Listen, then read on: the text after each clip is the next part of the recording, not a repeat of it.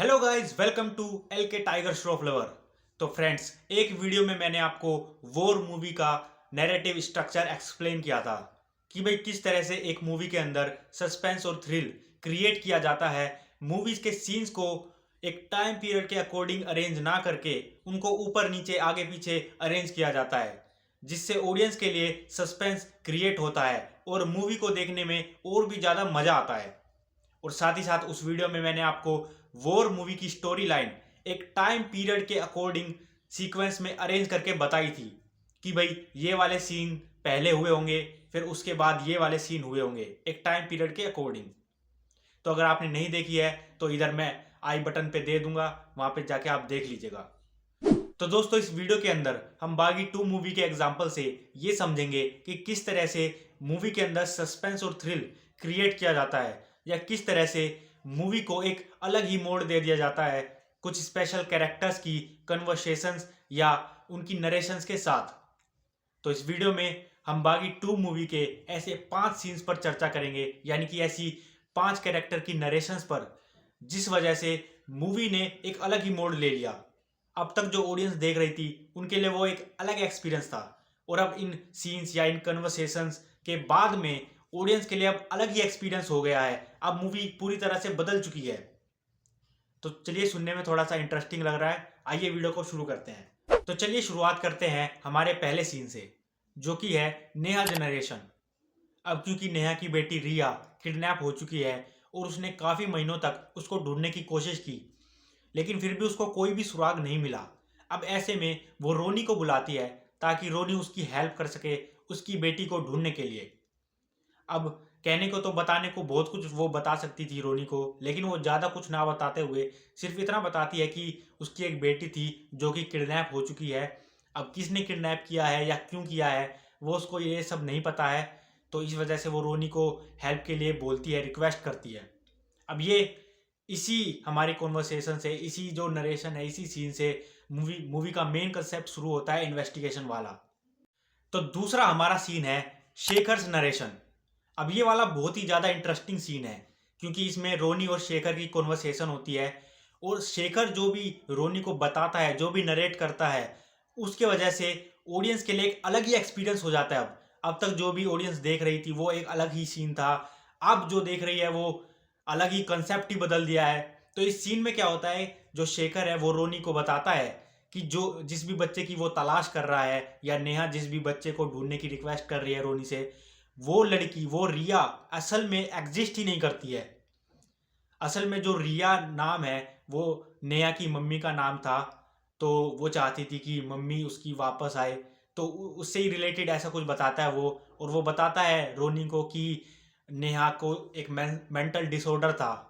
तो बस वही सब उसको बताता है, और प्रूफ के साथ, मतलब थोड़ा बहुत बताता है उसको कि ऐसा ऐसा हुआ था हमारे यहाँ पर, और एक्सीडेंट हुआ था, उसकी गाड़ी चुरा ली गई थी, तो मैं उसको मेंटल डिसऑर्डर हो गया, तो इस वजह से वो सब ऐसा कुछ है। और रोनी उस बात पे बिलीव भी कर लेता है। अब क्योंकि शेखर बताता ही इतने बढ़िया तरीके से है नरेट करके, तो सच में रोनी को भी बिलीव हो जाता है, और जो ऑडियंस है उनको भी बिलीव हो जाता है। तो कहीं ना कहीं ऐसा लगता है कि इस नरेशन के बाद, इस सीन के बाद जो है कंप्लीटली मूवी ही बदल गई है। मतलब जिस बच्चे की इन्वेस्टिगेशन हो रही थी अब वो ही बच्चा नहीं है। तो ये इसलिए बहुत ज़रूरी एक नरेशन या सीन था इस मूवी के कंसेप्ट से। तो चलिए बात करते हैं हमारे तीसरे सीन की, जो कि मेरे हिसाब से इस मूवी का सबसे इम्पोर्टेंट पॉइंट है, यानी कि सबसे इम्पोर्टेंट नरेशन है, जो कि है उस्मान नरेशन। अब इसमें क्या होता है, उस्मान रोनी को सब कुछ सच बताता है कि भाई अब तक जो भी शेखर ने रोनी को बताया नेहा के बारे में, तो रोनी को भी वो सब सच लगने लगता है। अब क्योंकि रोनी भी इन्वेस्टिगेट करता है थोड़ा बहुत, और वो वहाँ के पड़ोसी से भी पूछता है कि क्या सच में कोई रिया है भी या नहीं। तो पड़ोसी भी उनको यही बताते हैं कि नहीं भाई, रिया नाम की तो कोई बच्ची है ही नहीं। और वो इवन सीसीटीवी फुटेज भी चेक करता है किडनैपिंग के टाइप की, और वहाँ पर वो देखता है कि वहाँ पे गाड़ी के अंदर सिर्फ नेहा है, कोई बच्ची है ही नहीं। तो ऐसे में उसको यकीन हो जाता है इस बात के ऊपर कि नेहा सच में झूठ बोल रही है, और या नेहा पागल है।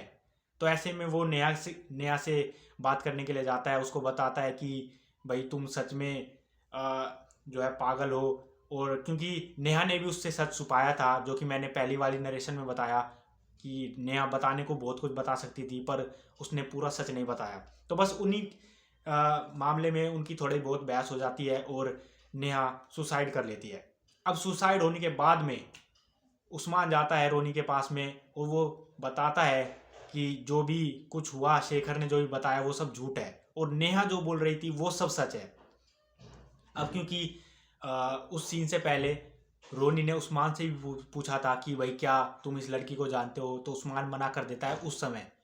लेकिन जब नेहा की डेथ होती है उसके बाद उस्मान को रियलाइज़ होता है कि हाँ उसने गलती की है रोनी से सच छुपाकर। तो अब वो रोनी को सब कुछ सच बता देता है कि वो एक बार सनी के अड्डे पे गया था और उसने वहाँ सच में बच्ची को देखा। तो बस वही वाला सीन है, यहाँ से स्टोरी एक अलग ही मोड़ ले लेती है। अब तक ऑडियंस के लिए नेहा पागल थी, अब ऑडियंस के लिए नेहा सच्ची हो गई है। तो इस तरह से मूवी ने एक नया मोड़ ले लिया है इस सीन के बाद। तो हमारा चौथा सीन है शेरगिल्स नरेशन। अब क्योंकि उस्मान की नरेशन के बाद मूवी बहुत ज़्यादा आगे बढ़ चुकी है, अब इसके बीच में बहुत कुछ हो चुका है। जैसे उस्मान की डेथ हुई है, या एक ट्विस्ट भी रिवील हुआ है जिसमें रोनी को ये पता चलता है कि शेरगिल ही असली विलन है इस स्टोरी का। कि अब तक वो शेरगिल को एक सिंपल पुलिस वाला समझ रहा था जो कि उसकी हेल्प कर रहा था। अब उसको ये पता चल चुका है कि शेरगिल ही असली विलन है, असली मास्टरमाइंड है इस पूरी प्लानिंग का। तो वो शेरगिल को ढूंढने के लिए चला जाता है और फिर क्लाइमेक्स फाइट होती है, बहुत लंबा सीक्वेंस होता है वो।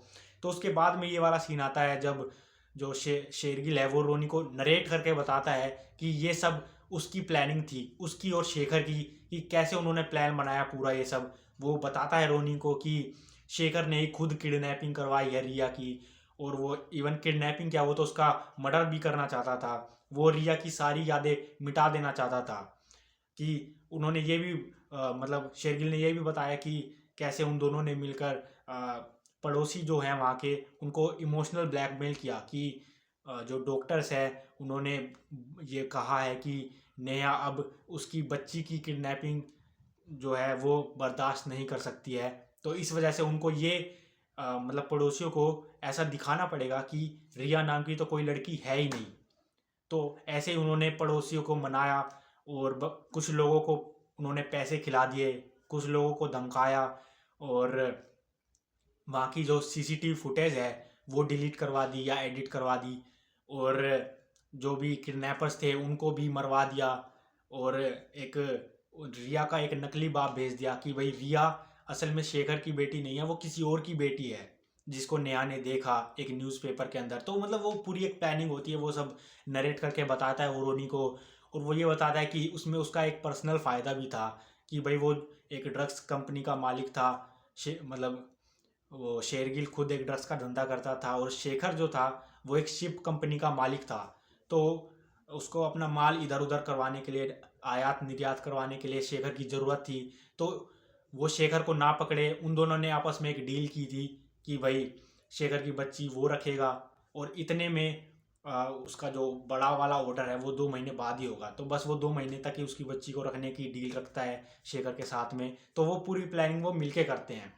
तो वही सब उसको नरेट करके बताता है कि हाँ भाई वो ही पूरा मास्टरमाइंड है इस पूरी प्लानिंग का। इवन बाद में जब उस पर खुद पे आती है शेरगिल के ऊपर, तो वो सनी को भी मार देता है। तो बस वो यही बताता है कि हाँ भाई वो कितना बड़ा खिलाड़ी है इस चीज़ का और उसने ये सब करवाया है। तो हमारा सबसे आखिरी और पांचवा सीन है LSD's नरेशन। अब क्योंकि जो कैरेक्टर है LSD यानी कि लोहा सिंह ढुल, वो रोनी को जो है नरेट करके बताता है। अब ये हॉस्पिटल वाला सीन है, पूरी मूवी लगभग ख़त्म ही होने वाली है, क्लाइमैक्स हो चुका है, फाइट हो चुकी है, जो शेरगिल है वो भी मर चुका है। लेकिन अब सबसे वाला मेन ट्विस्ट रिवील होता है। वो ये है कि वो शेखर के पास जाता है LSD और वो उससे सच उगलवाता है कि भाई ये तुम्हारी खुद की बेटी है, तुम उसको क्यों किडनैप करवा रहे हो या मरवाना चाह रहे हो। तो तब शेखर उसको बताता है कि वो तो उसकी लड़की है ही नहीं। तो यही बात वो LSD रोनी को बताता है और साथ में वो उसको ये भी बताता है कि ये जो लड़की है रिया वो किसी और की नहीं, वो खुद रोनी की ही बेटी है। क्योंकि जो नेहा है वो उसने सिर्फ रोनी को ही क्यों चुना, रिया को ढूंढने के लिए। तो वो ऐसा कुछ करके बताता है और रोनी को भी फिर कुछ रियलाइज़ होता है कि हाँ उनके बीच में ऐसा ऐसा कुछ हुआ था पास्ट में। तो इस सीन से उसको पता चलता है कि हाँ वो इसी की बेटी है। और फिर बाद में वो थोड़ा ऐसा ऐसा कुछ होता है, मतलब बाप बेटी का सेम सेम। तो बस उससे वो रियलाइज़ होता है कि हाँ भाई वो उसी की बेटी है। तो ये सबसे इम्पोर्टेंट भी कैसे कहा जा सकता है एक टर्न, कि हाँ अब तक तो वो रोनी के लिए उसकी एक्स गर्लफ्रेंड की बेटी थी, अब वो रोनी की खुद की बेटी है उस मूवी के अंदर। तो यही था इस 5वें नरेशन में। तो दोस्तों मैंने आपको एक्सप्लेन करके बताया कि किस तरह से बागी 2 मूवी के अंदर इन कैरेक्टर्स की नरेशन के दम पर मूवी ने किस तरह से अलग अलग मोड़ लिए, कभी इधर कभी उधर। तो ऐसे ही मूवी को जो है क्रिएटिव बनाया जाता है, ऑडियंस के लिए सस्पेंस या थ्रिल क्रिएट किया जाता है। तो आई होप गाइज आपको वीडियो इंटरेस्टिंग लगा होगा, अच्छा लगा होगा। ऐसे ही और टाइगर श्रॉफ और बॉलीवुड से रिलेटेड वीडियोस के लिए आप कीजिए मेरे channel LK tiger Shroff lover को सब्सक्राइब। Thank you.